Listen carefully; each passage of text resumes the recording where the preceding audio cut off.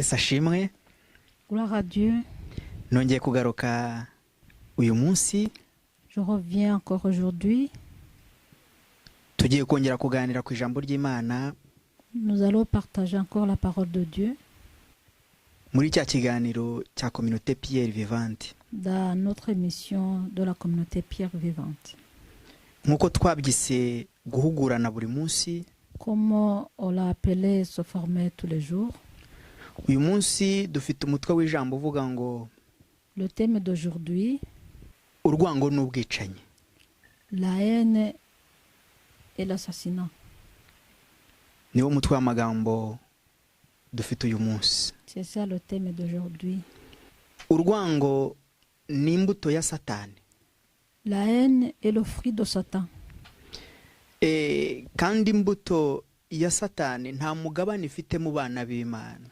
Et le fruit de Satan n'a pas la part dans les enfants de Dieu. Ndagira ngo nkubwire ngo Imana, j'aimerais bien te dire que Dieu ni urukundo. est amour. Iyo unkunze, lorsque tu m'aimes, uba ukunze Imana. tu aimes Dieu.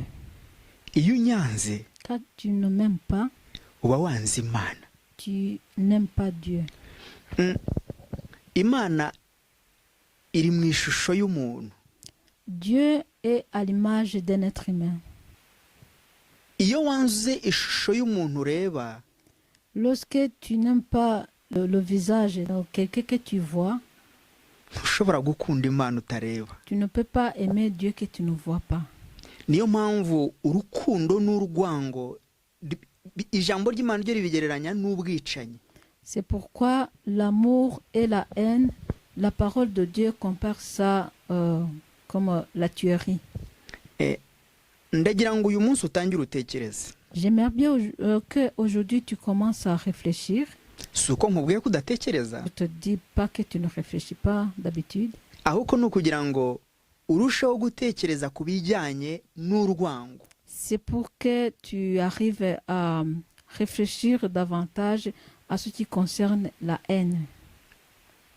Iyo ufite urwango wirukana Imana mu buzima bwawe. Lorsque tu as la haine en toi, tu chasses Dieu dans ta vie. Kandi ukirukana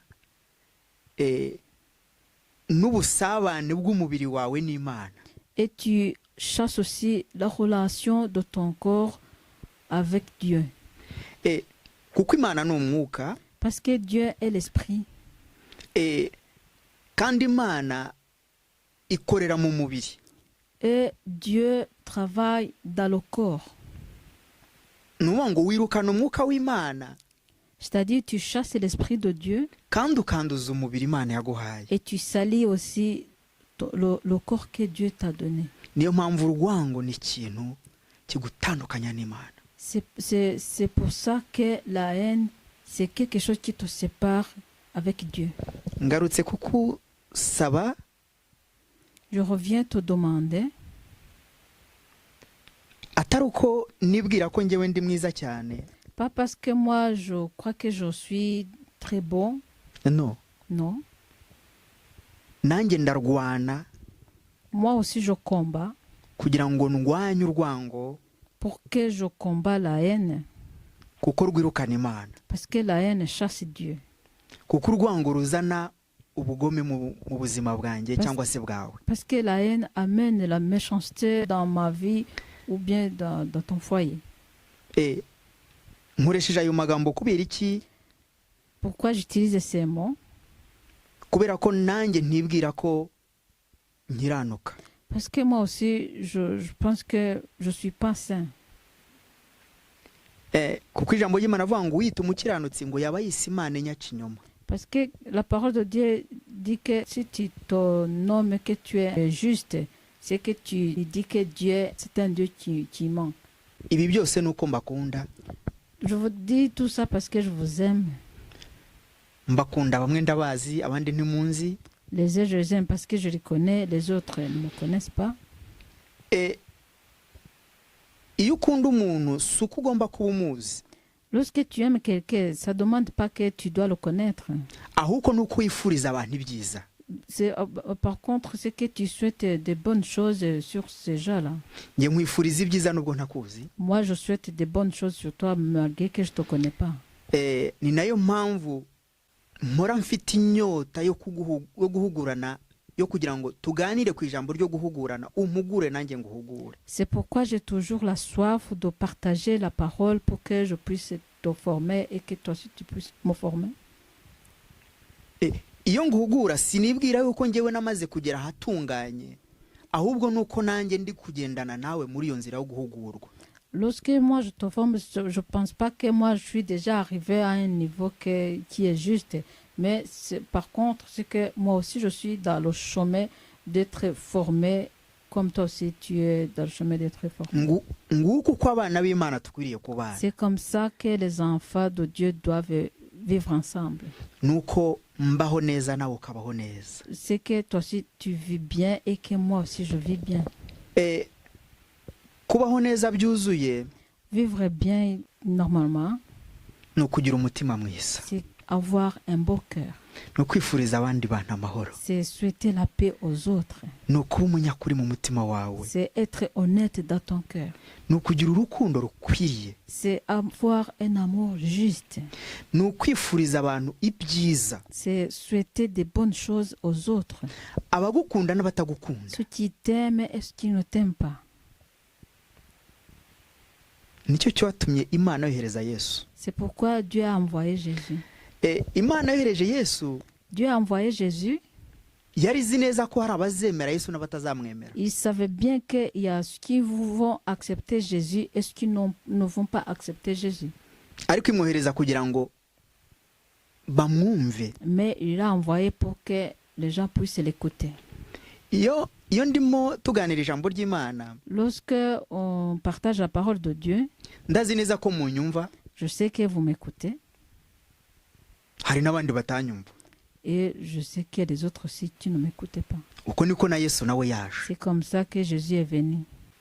Ariko icyo uyu munsi turimo kuganira, mais aujourd'hui ce qu'on est en train de parler, ni ibihuza umutima wawe n'Imana, ce qui unit ton cœur et Dieu, kugira ngo ugirane ubusabane n'Imana, pour que tu aies une relation avec Dieu mu buryo bw'umwuka, d'une façon spirituelle, mu buryo bwa communication na famille yawe, même dans la communication avec ta famille. Ndimo ndibaza ibibazo byinshi. Je suis en train de me poser beaucoup de questions. Iyo ndebye ijambo ry'Imana ibyo ririmo kutubwira n'ibiriho. Parce que quand je vois ce que la parole de Dieu nous dit et ce qui sont en train de se passer aussi dans ce monde. Bamwe muravuga ati twakuze twumva ijambo ry'Imana ariko rivugwa. Les uns disent que on a grandi comme ça en écoutant la parole de Dieu. Ariko ndagira ngo nkwinginge. Mais j'aimerais bien te supplier. Ntumenyere ijambo ry'Imana. Faut pas s'habituer à la parole de Dieu.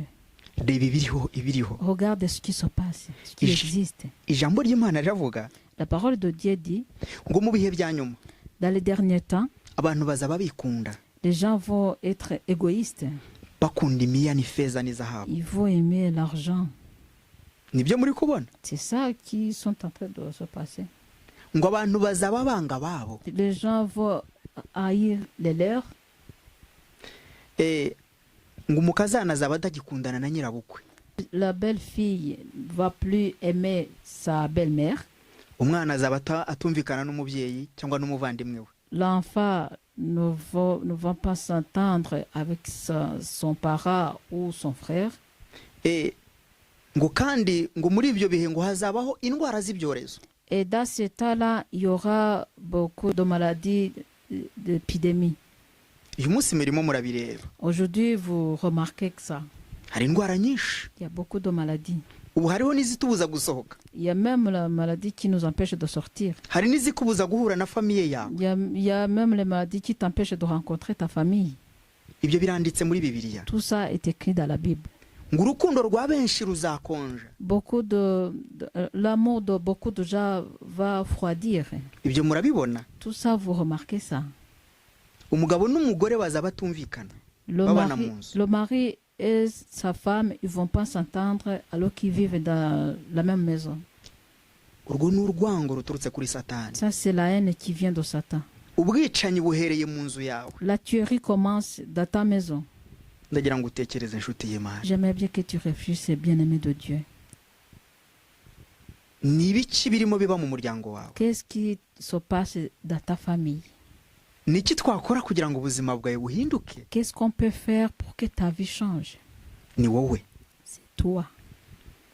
Ntabwo njye nshobora kuguhindura. Moi, je ne peux pas te changer. Sinshobora kugira ikintu mpindura mu mitekerereze yawe n'imikorere yawe. Je ne peux rien changer dans ta façon de réfléchir et dans ta façon d'agir. Ariko wowe Mais toi, ufite byinshi byo guhindura. tu as beaucoup de choses que tu peux changer. Ndagira ngo nongere mbahiye ingero nyinshi. J'aimerais bien encore vous donner beaucoup d'exemples. Ibyo byose Bibiliya yabidushyiriye ku murongo. Tout ça, la Bible nous a aligné ça. Ugiye muri Matayo 24 ariko ntabwo ariho durusoma uyu munsi. Si tu vas dans Matthieu chapitre 24, même si on ne va pas lire ça aujourd'hui, 25 ibyo byose urabisangamo. même dans le chapitre 25, tu vois tout ça.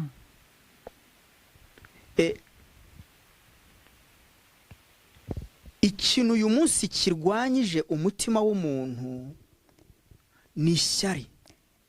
Aujourd'hui, quelque chose qui combat le cœur d'un être humain, c'est la jalousie.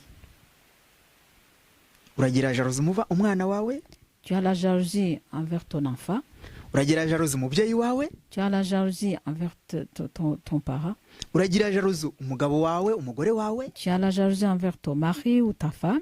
Ibyo byose bigenda bibyara ibindi. Tout ça engendre autre chose aussi. Nibyo bibyara urwango. C'est ça qui engendre la haine. Ukuri nta kukiri mu miryango. Il n'y a plus d'honnêteté dans la famille. Ibyo ni ibihe bya nyuma. Tout ça, c'est les derniers temps. Ntabwo ndi kubabwira ko tugeze mu gihe cya nyuma ari limite. Je ne viens pas pour vous dire qu'on arrive dans le dernier temps limite. Ahubwo ni umwanya. Mais c'est le temps, c'est le moment. Wo kureba ibihari. C'est le moment de voir ce qui existe là. Yesu yavuze ijambo ryiza. Jésus a dit une très belle parole. Yaravuze ngo azadutungura. Il a dit qu'il va nous surprendre. Kandi ngo muri icyo gihe tuzaba tubona ko ibintu byose ari amahoro. Et dans ce temps-là, nous on verra que toutes choses sont bien, qu'il y a la paix, la tranquillité. Ngo iterambere rizaba ari ryinshi. À ce temps-là, il y aura même beaucoup de nouvelles technologies. Uyu munsi byose turabireba. Aujourd'hui, nous remarquons tout ça. Ndagira ngo atari uko ndi umuhanga kuri wo kuvuga cyangwa se kukubwira. J'aime bien, pas parce que je suis intelligent de parler ou de te dire.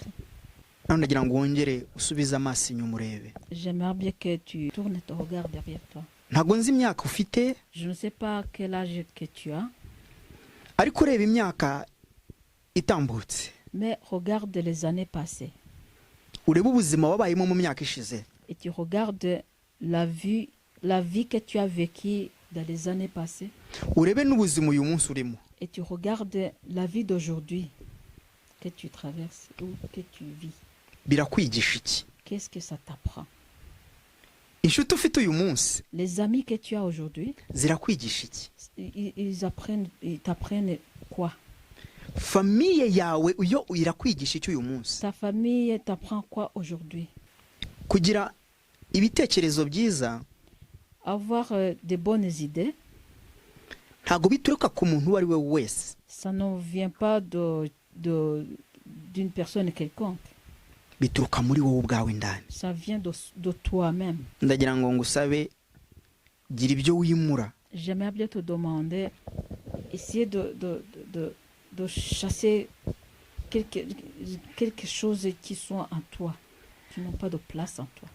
Nugira ibyo wimura hari ibindi uri bwubake. Si tu chasses ces choses-là, il y aura les autres que tu vas aménager en toi. Mfite ishimwe uyu munsi muri nge. Aujourd'hui, j'ai une action de grâce à moi. Ndimo gutekereza aho navuye. Je suis en train de penser d'où je viens. Ntabwo ndimo gutekereza ko navuye mu Rwanda nkaba ndi mu Bubiligi cyangwa se mu Burayi. Je ne suis pas en train de penser que je suis venu du Rwanda et qu'aujourd'hui je suis en Belgique ou bien que je suis en Europe. Non. Non. ahubwo ndi gutekereza aho navuye mu rupfu rwa Satani. Par contre, je suis en train de penser de la mort de Satan d'où je suis venu. Igihe nari umunywa rumogi, Le moment où je prenais de la drogue, igihe nari mu muhanda, le moment où j'étais l'enfant de la rue, igihe nakubitirwaga ubusa, nakubitirwaga ubusa. le moment où tout le monde me frappait sans que moi j'ai fait de bêtises. Uyu munsi ndimo kwibaza ikibazo. Aujourd'hui, je suis en train de me poser la question, Niki naha Imana qu'est-ce que je peux offrir à Dieu mu bifatika? parmi les choses palpables? Nibyo mfite niyo yabimpaye. Même tout ce que je possède, c'est lui qui me les a donnés. Cyo mfite cyo kwiha cy'ingenzi. Qu'est-ce que N'umutima je peux wanjye. lui donner vraiment quelque chose de très important? C'est mon cœur. Ndagira ngo nkubwire hari ibyo nataye kugira ngo ngire ibyo nsingira. J'aimerais bien te dire que moi, il y a les choses que j'ai jetées pour que j'arrive à attraper les autres. Sinzi nawe ibyo uri bute Je ne sais pas ce que toi tu vas jeter kugira ngo singire pour que tu attrapes imbaraga z'Imana, la force de Dieu, urukundo rw'Imana, l'amour de Dieu, ibyiza by'Imana, les bonnes choses de Dieu, ubuzima la vie bw'ijuru, la vie du ciel, kurya no kunywa, manger et boire, kugenda mu modoka nziza, rouler dans une belle voiture, kuba mu nzu nziza, être dans une belle maison. ibyo byose nta mumaro udafite Yesu. Tout ça, ça n'a pas d'importance tant que tu n'as pas Jésus. Kuba ufite akazi keza, Avoir un bon travail ukaba uyobora abantu, et que tu es le chef, mu yandi magambo niwe wica ukanakiza. en d'autres mots, c'est toi qui décides. Ariko nimba udafite Yesu, Mais si tu n'as pas Jésus, ndagusaba je te demande, itekerezeho. pense sur toi, réfléchis. Nimba udafite Imana muri wowe, Si tu n'as pas Dieu en toi, ntabwo ngucira urubanza, je ne te juge pas. ariko ndagira ngo wibaze ninde utanga ubuzima. Mais j'aimerais bien que tu te poses la question, qui donne la vie? Hari abo mwanganaga batakiriho, Il y a ceux qui avaient la même âge que toi, qui ne sont plus sur cette terre. hari abo mwavukiye rimwe uyu munsi batameze nk'uko uri, Il y a ceux qui sont nés au même moment que toi, mais qui n'ont pas la même situation que toi. n'icyo uhaye Imana. Qu'est-ce que tu as donné à Dieu? Ni ubuntu bw'Imana. C'est la grâce de Dieu. Ibintu byose Imana yaduhaye mu buzima Tout ce que Dieu nous a donné dans la vie, ni inyigisho. ce sont des leçons. Reka tujye mu ijambo ry'Imana On va regarder dans la parole de Dieu kugira ngo utekereze cyane pour que tu réfléchisses beaucoup. urukundo n'ubushake bw'Imana. Turajya mu gitabo L'amour et la volonté de Dieu. turajya mu gitabo cy'Abakorinto, Abakorinto ba mbere igice cya kabiri 1 umurongo wa Corinthiens, 11. 1 Corinthiens chapitre 2 verset 11. Imana ibaha umugisha. Que Dieu vous bénisse. Mbese ninde mu bantu wamenya ibyo undi atekereza keretse umwuka wa wundi amurimo? N'iby'Imana niko biri, nta wabimenya keretse umwuka wayo. Lequel des hommes en effet connaît les choses de l'homme, si ce n'est l'esprit de l'homme qui est en lui? De même, personne ne connaît les choses de Dieu si ce n'est l'esprit de Dieu. Amen. Imana iguha umugisha. Que Dieu te bénisse. Ninde muntu ushobora kumenya ibiri mu mutima wawe? C'est qui peut connaître ceux qui sont dans ton cœur? Ni umugore wawe, C'est ta femme? ni umwana wawe, C'est ton enfant? ni umugabo wawe, C'est ton mari? ni umubyeyi wawe se, C'est ton parent? ni inshuti yawe. C'est ton ami? Ariko ndagira ngo utekereze, J'aimerais bien que tu réfléchisses. ninde uzi ibyiza bigutuyemo? Qu'est-ce qui connaît les bonnes choses qui sont en toi? Ninde se uzi n'ibibi bigutuyemo? Qu'est-ce qui connaît les mauvaises choses qui habitent en toi? Ariko wowe n'Imana Mais toi, avec Dieu, murabizi, vous les connaissez. kuko Imana yakuremye Parce que Dieu t'a créé, izi ibikurimo uyu munsi il connaît ce qui sont en toi aujourd'hui n'ibyakubayemo mu gihe cyatambutse. et ce qui était en toi dans le temps passé. Hano ijambo ry'Imana rirambwiye Ici, la parole de Dieu me dit, mbese ninde wabasha kumenya ibiri mu mutima wawe? Qui peut connaître ce qui est dans ton cœur? Ntawe. Personne. Ngo keretse umwuka wa wundi Il dit, amurimo. sauf si l'esprit de la personne est là et en toi et à lui. Mbese ninde mu bantu wamenya ibyo undi atekereza? Qui peut connaître parmi les gens ce que quelqu'un pense? Ntawe. Personne. Ibyo ntekereza ntushobora kubimenya ntabikubwiye. Ce que je pense, tu ne peux pas le connaître sans que moi je te le dise. Ibyo utekereza sinshobora kubimenya ibyo utekereza sinshobora kumenya utabimbwiye. Ce que tu penses, je ne peux pas le connaître sans que tu me le dises. Barongera rero. Ils disent encore, Keretse umwuka wa wundi amurimo. sauf si l'esprit, si ce n'est que l'esprit de l'homme qui est en lui. Ngo icyo twita guhishurirwa cyangwa se kwerekwa, Ce qu'on appelle la révélation, ntago bituruka ku mukozi w'Imana kuko abishaka. ça ne vient pas de serviteur de Dieu parce qu'il veut bien. No. Non. N'Imana ibishaka kuguhishurira kugira ngo umenye kandi ufashe umuntu. C'est Dieu qui révèle des choses en toi pour que tu les connais et que tu aides aussi la personne. Niyo mpamvu hano yavuze ngo C'est pourquoi ici Dieu a dit, ngo nta ushobora kumenya ibiri mu mutima w'umuntu ngo kereka umwuka wa wundi amurimo, umwuka w'Imana kurimo. donc il y a personne qui peut connaître des choses qui sont dans le cœur d'un être humain, sauf si l'esprit de Dieu est en toi. Ndagira ngo utekereze kuri iri jambo cyane. J'aimerais bien que tu réfléchisses sur cette parole. Impamvu uyu munsi urimo kuryumva, Aujourd'hui, la raison pour laquelle tu es en train de l'écouter, byashoboka ko wahuye n'abakozi b'Imana benshi c'est possible que tu as rencontré beaucoup de serviteurs de Dieu. ntibigeze bamenya ibikurimo. Ils n'ont pas connu ce qui est en toi. Ntago bahawe umwuka wo kukurondora. Ils n'ont pas reçu l'onction de te révéler des choses. Ariko ndagira ngo uyu munsi wowe Mais j'aimerais bien qu'aujourd'hui, toi, wirondore. que tu te révèles, que toi-même tu te révèles. No, niwirondora utandukanye ibitari iby'Imana mu buzima bwawe bisohoke, iby'Imana bigumemo. Après avoir de te révéler, tu sépares les choses qui ne sont pas de Dieu, tu les mets dehors et tu gardes les choses qui sont de Dieu, tu les gardes en toi. Imana igufashe cyane. Que Dieu t'aide beaucoup. Icyo nicyo nkwifuriza, C'est ça que je souhaite sur toi. kuvangura icyiza mu kibi. Donc, prendre les bonnes choses parmi les mauvaises choses kugira ngo ushobore kuba umuntu w'Imana. pour que tu puisses être un homme de Dieu. Imana iguha umugisha. Que Dieu te bénisse. Reka dukomeze tujye mu kindi gitabo. On va encore dans un autre livre kugira ngo ubuntu bw'Imana bukomeze kubana natwe. pour que la grâce de Dieu continue à être avec nous. Ntago byoroshye, Ce n'est pas évident, ariko nugira urukundo n'ubushake, mais si tu auras l'amour et la volonté ukagira urukundo rw'Imana, et que tu as l'amour de Dieu, urarondora umutima wawe, tu vas révéler ton cœur. urahindura ubuzima Tu bwawe, vas changer ta vie. urahindura umuryango Tu vas wawe, changer ta famille. urahindura igihugu cyawe. Tu vas changer ton pays. Imana iguha umugisha. Que Dieu te bénisse. Tujye muri Yohana wa mbere, On va aller dans 1 Jean.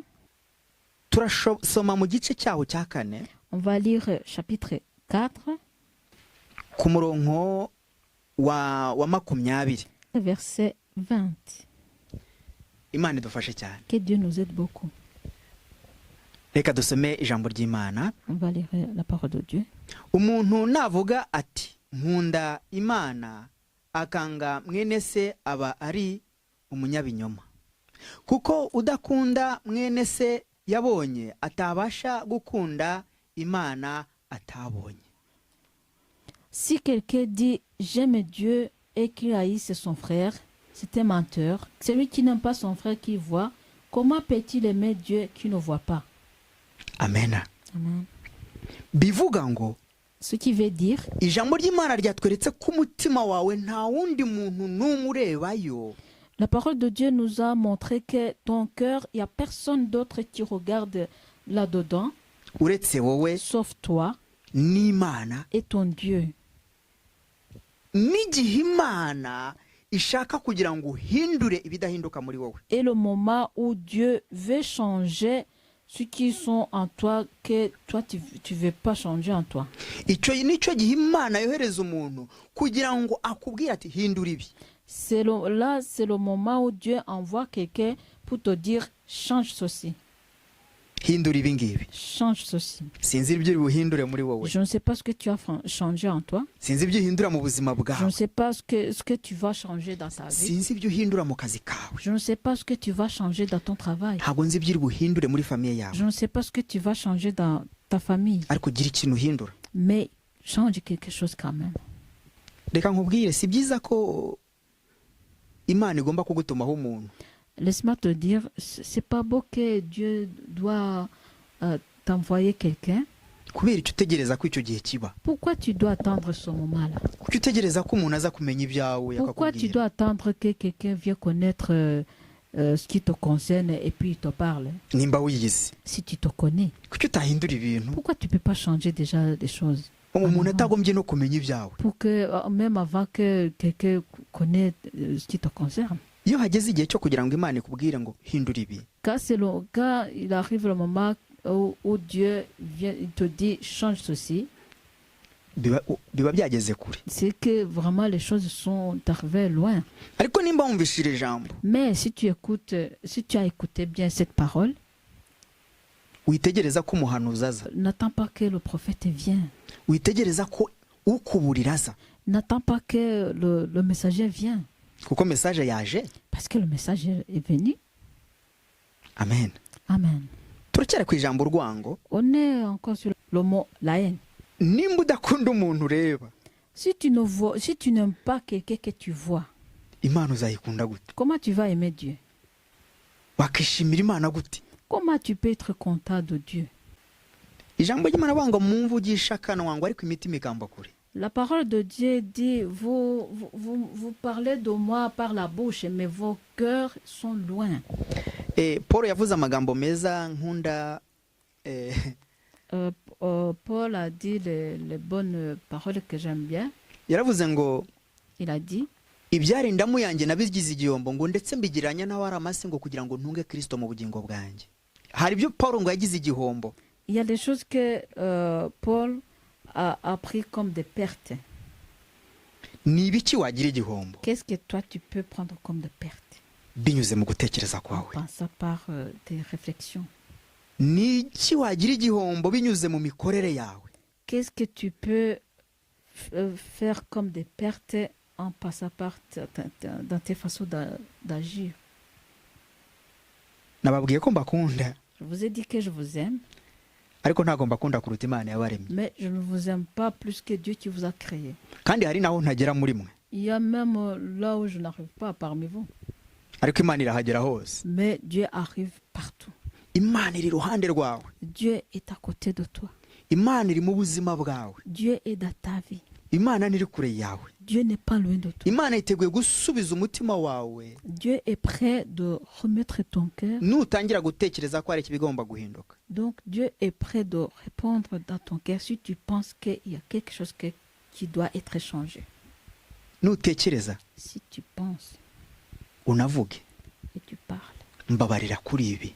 et tu dis à Dieu, pardonne-moi Nyeza de kuri ibi. ceci, lave-moi, délivre-moi de ceci, Hindura ibi ngibi. change ceci, Hindura ubuzima bwanjye. change ma vie, Hindura imitekerereze yanjye. change ma façon de réfléchir. Reka nkubwire, Laisse-moi te dire, gira urukundo kuva uyu munsi. et l'amour dans ta vie à partir d'aujourd'hui. Atari uko mbikubwiye. Pas parce que moi je te le dis.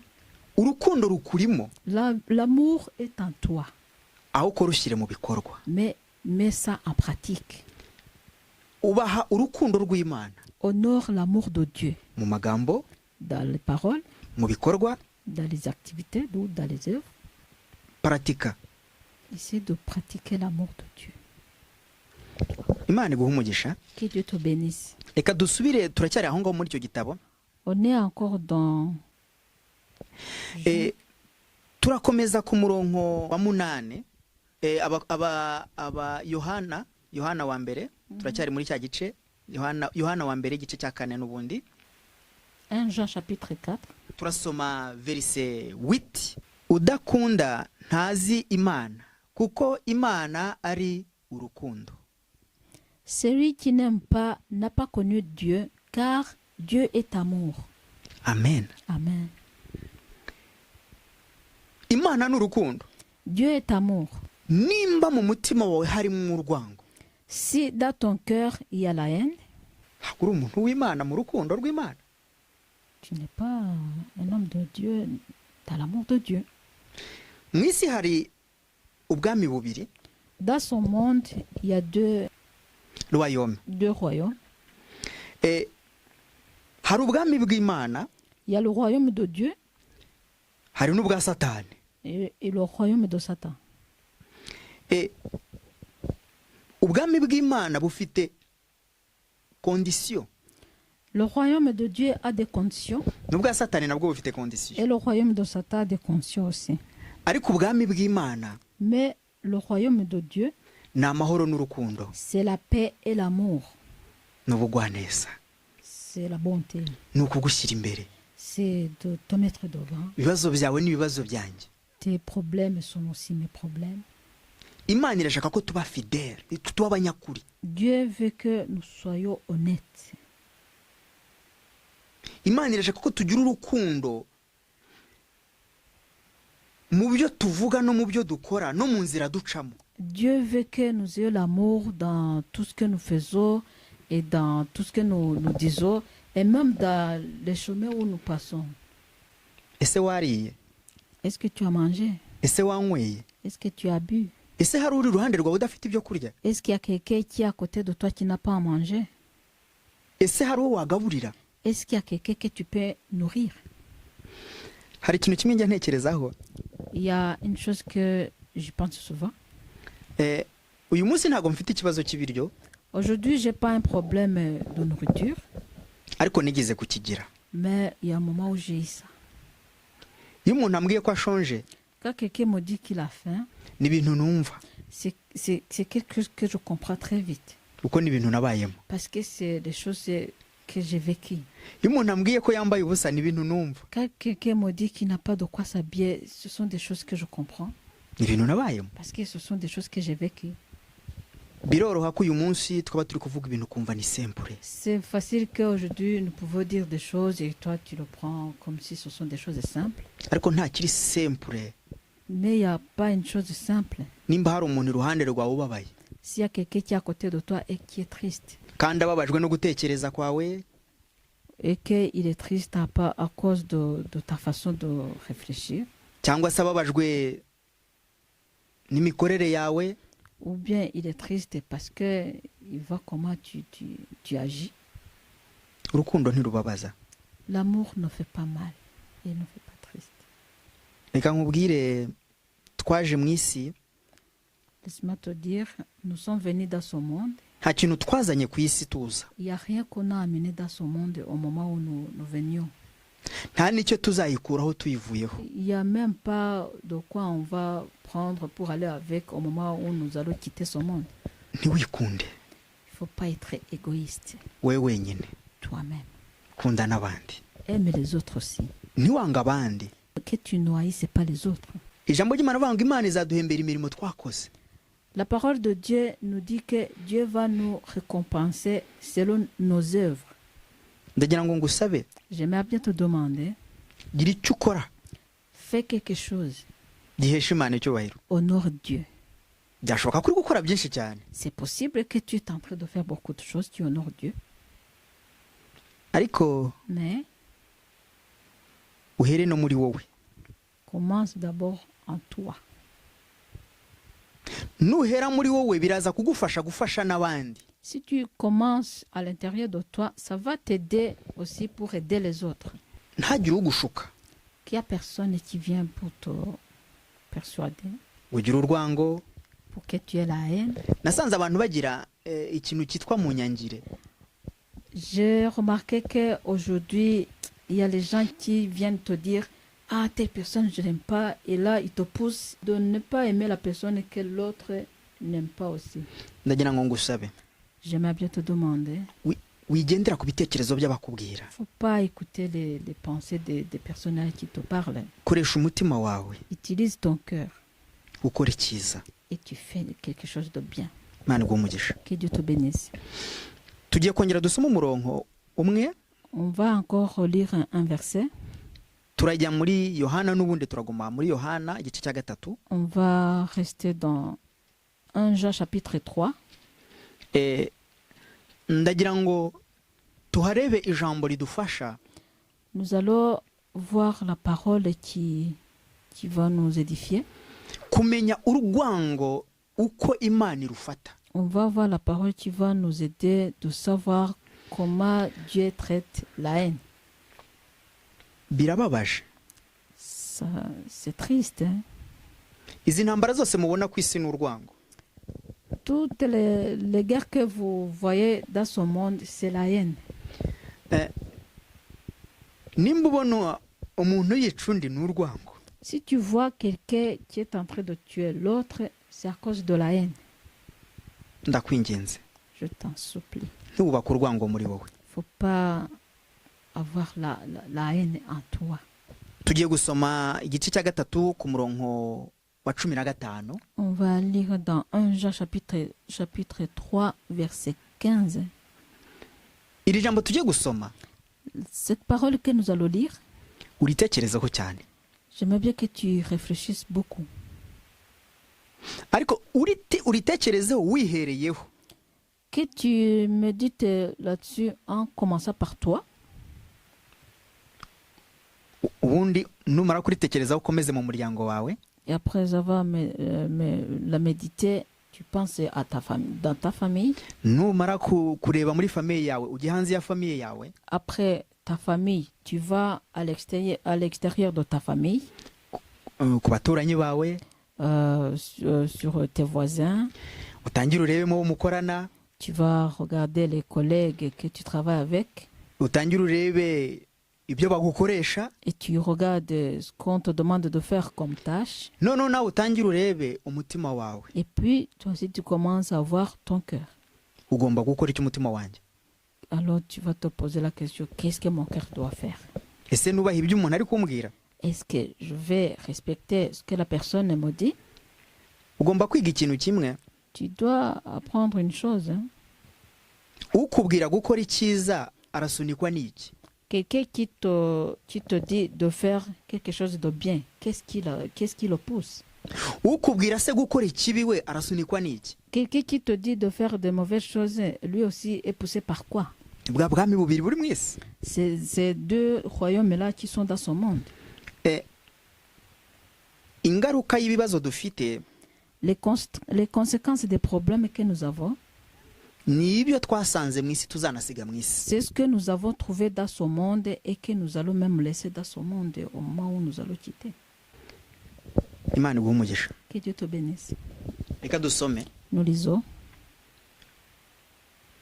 Umuntu wese wanga mwene se ni umwicanyi. Virgile. Imana idufashe. Dusomere. Quiconque aime son frère est un meurtrier. Virgile. Aha. Ngo umuntu wese wanga mwene se ni umwicanyi. Quiconque est son frère est un meurtrier. Ese hari umuntu wanga? Est-ce qu'il y a quelqu'un que toi tu n'aimes pas? Hari uwo wanga muri famille yawe? Il y a quelqu'un que tu es dans ta famille? Hari uwo bakubwira ko ari mubi? Est-ce qu'il y a quelqu'un qu'on t'a dit qu'il est mauvais? Hari uwo wanga muturanye, mwigana, mukorana, mugendana? Et il y a quelqu'un que tu es parmi tes voisins, parmi les gens à qui tu vas avec, ou parmi tes collègues de travail? Reka dukomeze. On va continuer. Kandi muzi yuko ari nta mwicanyi ufite ubugingo buhoraho muri we. Et vous savez qu'aucun meurtrier n'a la vie éternelle demeurant en lui. urumva urwango Vous comprenez la haine? urwango imana irufata nk'ubwicanyi. Donc Dieu prend la haine comme la tuerie. Ibaze nimba ubana n'umugore wawe umwanga, Imaginez si tu vis avec ta femme et que tu la hais. warangije kumwica akiriho Tu l'as déjà tué même vivante, imbere y'Imana. devant Dieu. Ubana n'umwana wawe uramwanga, Tu vis avec ton enfant et tu le hais. warangije kumwica Tu l'as déjà tué imbere y'Imana. devant Dieu. Icyaha cyitwa ubugome Le péché qu'on appelle la méchanceté gihera mu bitekerezo. commence par les pensées. No gukora neza bihera mu bitekerezo. Même faire du bien commence dans les pensées. Ndagira ngo utekereze J'aimerais bien que tu réfléchisses. imbaraga zo gukoresha icyiza zituruka he? La force tu te pousses à faire du bien, d'où viennent ces forces? Ndagira ngo urebe forume y'icyiza muri wowe, J'aimerais bien que tu regardes la forme de belles choses en toi. forume y'icyiza La forme d'une bonne chose ntabwo ituruka ku muntu uwo ari we wese, ne vient pas de quiconque. ituruka mu mutima wawe. Ça vient de ton cœur. Na forume y'ikibi La forme aussi de mauvaises choses ituruka mu mutima wawe. vient aussi de ton cœur. Iyo utemeye ikintu Si tu n'acceptes pas ces choses-là, ntabwo kikwinjiramo ku ngufu. ça n'entre pas en toi par force. Ijambo ry'Imana ryo riratubwira La parole de Dieu nous dit ngo uru rusengero rw'Imana. que tu es le temple de Dieu. Ndimo kwibaza ibibazo, Je suis en train de me poser des questions. kubera iki tugira urwango, Pourquoi nous avons la haine? bikageraho ushobora kwambura ubuzima umuntu. Et ça arrive où tu peux ôter la vie d'un être humain. Bikageraho uyu munsi umuntu arica undi nk'uwica inyamaswa. Et ça arrive là où aujourd'hui quelqu'un tue quelqu'un d'autre comme si c'était un animal. Shuti, Bien-aimé, ndakwingenze, je t'en supplie. nongeye gusubiramo ijambo nababwiye ubushize. Je répète encore la parole que je vous ai parlé la fois passée. Rinda amaso yawe kureba intumbi y'umwana w'umuntu wishe. Garde tes yeux de voir le cadavre d'un être humain que tu as tué. Rinda amatwi yawe kumva icyo kintu. Garde tes oreilles d'entendre cette chose-là. Rinda umutima wawe gutekereza icyo kintu. Garde ton cœur de penser sur cette chose-là. Ni ukurinda umutima wawe kwinjiramo urwango. Garde ton cœur en fait qu'il n'y a pas la haine qui entre là-dedans. Rinda ibiganza byawe Garde tes mains ko bisibanganya ubuzima bw'umuntu. que ça efface la vie d'un être humain. Kuko hari umwohereje, Parce que là où tu l'envoies, kuri tari nawe uzajyayo, plus tard tu vas aussi y aller. kandi uzajyayo umusangayo. Et quand tu vas y aller, tu vas le trouver là-bas. Ndakwinginze, Je t'en supplie. ntabwo nzi uwo uri we, Je ne sais pas qui tu es. sinzi uko usa, Je ne connais pas ton visage. sinzi n'uko uhagaze, Je ne sais même pas comment tu es, quoi. ariko ndakwinginze, Mais je t'en supplie. irinde. Garde-toi. Umuntu waje umusanga, Quand tu es venu, tu as trouvé la personne là. ni iki kiguha autorité yo kumukura ku isi? Qu'est-ce qui te donne l'autorité de la lever de son monde? Irinde kuzabazwa umuntu utegeze urema. Éloigne-toi de rendre compte quelqu'un que tu n'as jamais créé. Reka mvuge ku barozi. Je vais parler sur les sorciers. Rinda kuroga abantu. Éloigne-toi de faire du mal aux autres. Reka mvuge ku bica bakoresheje amaboko yabo, Je vais parler aux gens qui tuent en utilisant leurs mains, cyangwa se mwebwe mutanga ibyo kurya byanduye kugira ngo abantu bapfe. ou bien vous qui donnez le repas empoisonné pour que les gens puissent mourir. Rinda amaso yawe kumva urupfu rwa mugenzi wawe. Garde tes yeux de voir la mort de ton prochain. iyi si twese turi abagenzi, turi abacumbitsi. Dans ce monde, nous sommes tous les locataires. Byashoboka ko wenze ugiye kumuzizana n'ibyo atunze. C'est possible que tu vas te servir à cause de choses qu'il possède. Ushobora kubitwara, Tu peux prendre son trésor ou ses biens, ariko ntibitanga amahoro nabyo. mais ça donne pas la paix aussi. Iyi si Ce monde, tuyishakamo byinshi, on cherche beaucoup de choses là-dedans, ariko iyo tuyisohotsemo mais lorsque nous sortons dedans, baduha metero imwe kuri metero, donc lorsque metero imwe n'igice kuri metero, lorsque nous quittons ce monde, nous cyangwa se metero décédons, ebyiri. on nous donne soit 1,5 mètre sur 1 mètre ou bien 2 mètres dans la tombe, kandi wamujijije wanamwambuye ibirenze za hegitari na za hegitari. alors que toi tu as pris ces biens même qui vont plus que des hectares et des hectares. Urabona ko iyi si ntacyo twayizanyemo, nta n'icyo tuzayivanamo. Tu remarques que dans ce monde, il n'y a rien qu'on a amené là-dedans, Oui. et il n'y aura rien qu'on va prendre avec quand on va quitter ce monde. Wikiyanduza, Il ne faut pas te salir. wikiyanduza. Il ne faut pas te salir. Reka urwango. Laisse la haine. Wowe ukusa urumva ugomba kubyangira mugenzi wawe kuko mudasa, ibyo nabyo Gusa, wikiyanduza. Le fait que, donc, selon comment tu ressembles, tu dois avoir la haine de ton prochain parce qu'il ne te ressemble pas. Tout ça, tu dois lever de tout ça de ton cœur. Il ne faut pas te salir. Ndagira ngo mbinginge nimurenge ibyo.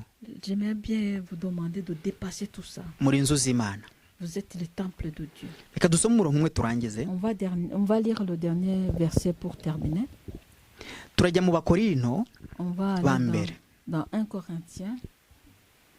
Turasoma ku murongo wa gatatu, mu gice cya gatatu. On va aller dans chapitre 3, Turasoma ku murongo wa 16. au verset 16. Ndagira ngo nkubwire kuri inzu y'Imana. J'aimerais bien te dire que tu es le temple de Dieu, Wemera Imana utayemera, que tu crois en Dieu ou pas, ukunda Imana utayikunda, que tu l'aimes, que tu aimes Dieu ou pas. uri inzu y'Imana. Tu es le temple de Dieu. Uri umuntu w'Imana. Tu es un homme de Dieu. Wikambura umuntu w'Imana nkawe ubuzima. Il ne faut pas ôter la vie d'un homme de Dieu comme toi. Il ne faut pas ôter la vie d'un homme de Dieu comme toi.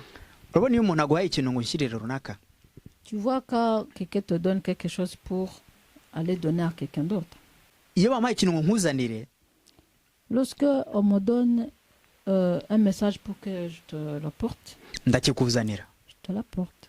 Iyo ntakikuzaniye, Lorsque je ne te l'amène pas, uriya arambaza, la personne là qui m'a donné ton message, il me pose la question. ndetse nawe nagombaga kukizanira kuko uriya yakubwiye ko ndi bukikuzanire, nawe urambaza. Et même toi, tu me poses la question parce que tu es au courant déjà que quelqu'un d'autre allait me donner ton message pour te l'apporter. Ni ukuvuga ngo habayeho kontakite mu buryo butatu. Donc, c'est-à-dire qu'il y a déjà le contact dans 3 manières, 3 façons. Wantumye La personne qui m'a donné ton message, yabanje kukubwira il t'a déjà prévenu en avance ko njyewe ndi bukuzanira ikintu. que moi, je vais t'apporter quelque chose. Narangiza Et puis,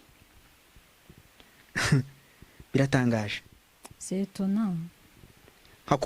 nkakikwima, Et puis, moi, il me donne ton message et moi, je ne te le donne pas. ariko urambwira ngo ese ibyo baguhaye unzanira biri. Mais toi, tu vas me poser la question, est-ce que quelque chose qu'on t'a donné pour moi, où est-ce qu'elle est?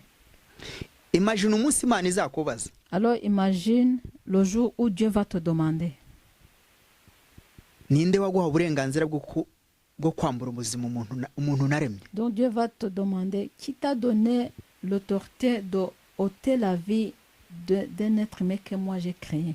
Uzasobanura iki? Qu'est-ce que tu vas expliquer à Dieu? Biroroshye ko nshobora kukwisobanuraho njyewe, Moi, c'est facile que je peux m'exprimer devant toi.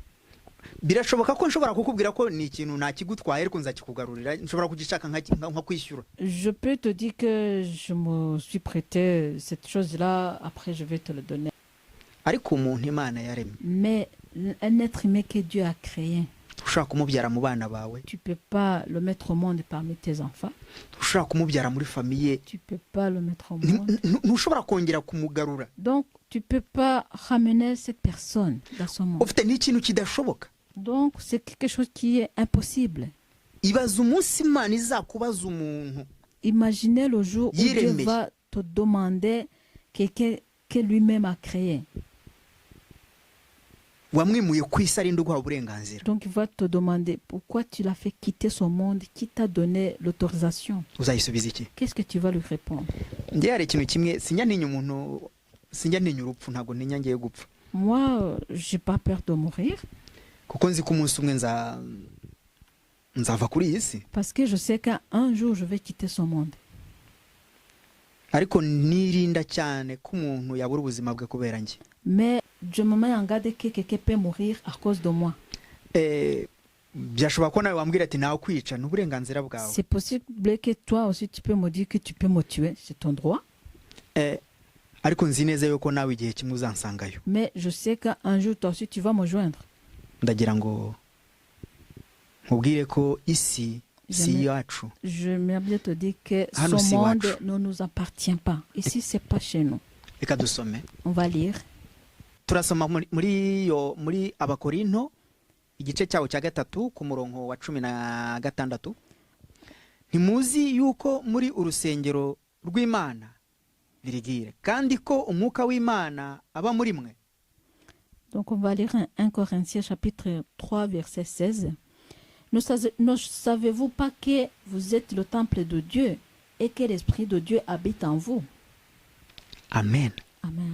Ngo ntimuzi ko muri urusengero rw'Imana? Ne savez-vous pas que vous êtes le temple de Dieu? Uzi ko uri umuntu w'Imana? Tu sais que tu es un homme de Dieu. Uzi ko iyo wishe umuntu uba wishe umuntu w'Imana? Tu sais que quand tu tues quelqu'un, tu tues un homme de Dieu. Cyangwa se usenya urusengero rw'Imana? Ou bien tu détruis le temple de Dieu. Dusome ku murongo wa 17. On va lire verset 17. Umuntu utsemba urusengero rw'Imana, Imana izamutsemba, kuko urwo rusengero rw'Imana ari urwera, kandi urwo rusengero ni mwe. Si quelqu'un détruit le temple de Dieu, Dieu le détruira, car le temple de Dieu est saint et c'est ce que vous êtes. Urusengero ni mwebwe. Le temple, c'est vous. Urusengero ni njyewe. Le temple est moi. Cyangwa se ni twe. Ou bien c'est nous. Ubuzima bw'umuntu La vie d'un être humain, ni ikintu cy'agaciro. c'est quelque chose de très très important. Ni ikintu cyo kubahwa. C'est quelque chose qu'on doit honorer. Ni ikintu cyo gutinya. C'est quelque chose qu'on doit craindre. Impamvu nababwiye iri jambo uyu munsi, La raison pour laquelle je vous ai parlé cette parole, ni ry'Imana nsize ku mutima. c'est ça que Dieu a mis à mon cœur. Imana yambwiye ngo mbabwire ngo urwango ruri kwirukana Imana. Dieu m'a dit de vous parler que la haine est en train de chasser Dieu. Urwango rumaze gusumba imikorere myiza y'umuntu. Donc, Dieu m'a dit de vous dire que la haine a déjà dépassé les bonnes œuvres d'un être humain.